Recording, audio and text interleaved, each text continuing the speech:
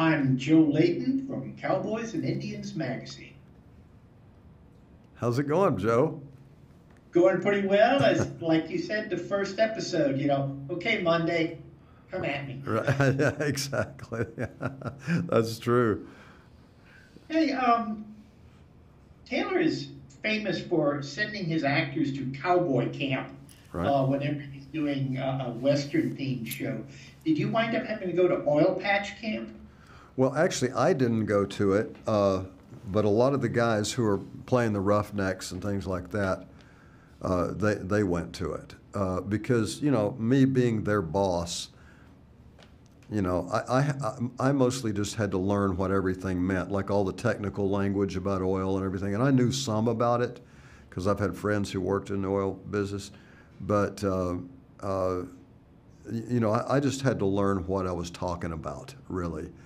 And we were fortunate to have Christian Wallace on the set all the time. So, he's the one who did the podcast, and all that. And Christian and his family worked in the oil business. So if I had a question about something, I could just go ask Christian if it was a technical thing.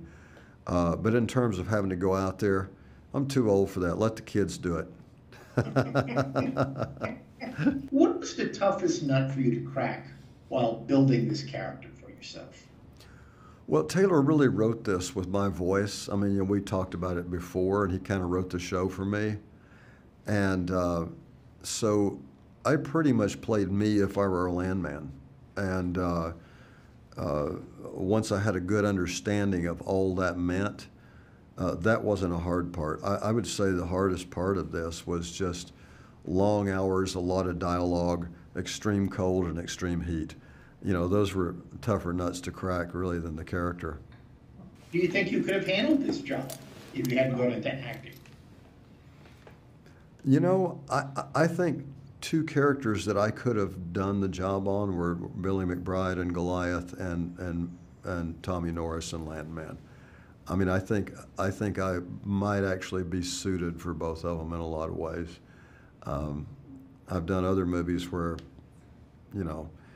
maybe the movie was all right, but I don't know if I'd want to tackle it. But also a landman it's a hard job. I mean, it's exhausting. You're driving 300 miles, 500 miles a day, overseeing all this stuff, nerved up that that you got to make money for the guy who owns the oil company. It's you're in between a lot of stuff, and then plus I've got this family thing circling me, that's getting closer and closer all the time, and so Tommy Norris juggles a lot of balls. So you don't think you could ever be president of the United States? No, I couldn't. First of all, I think a lot of reason that some people don't even run for president of the United States is because they start dragging all the stuff out of your closet. I don't need that. Just thinking about Love Actually. Yes, I totally understand. Yeah. That was a combination of two presidents that I played there, yeah. One's libido and one's politics. Well, thank you very much for your time. I've really enjoyed the series. Cool. And I hope you have great success with it. Oh, thank you, Joe. Appreciate it, buddy.